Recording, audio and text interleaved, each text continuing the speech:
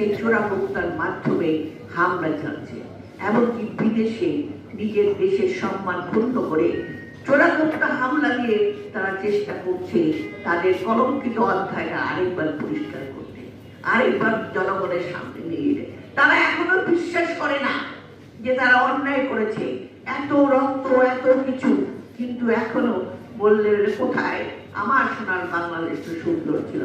আজকে আপনারা দেখেছেন আমাদের যে তখনকার প্রধানমন্ত্রী, যিনি আজকে বিদেশে অবস্থান করছেন,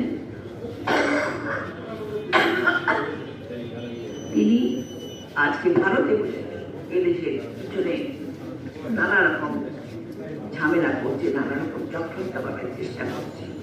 তাই আজকে আমাদেরকে বলতে হবে, আমাদেরকে বুঝতে হবে, জনগণকে আমাদেরকে বুঝাতে হবে।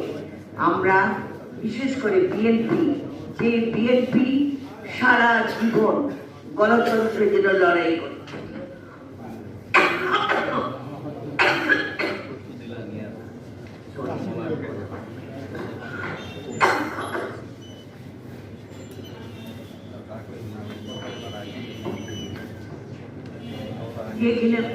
যে বিএনপির প্রতিষ্ঠিত শহীদ প্রেসিডেন্ট জিয়াউর রহমান, যিনি ঠিক এইরকম ভাবে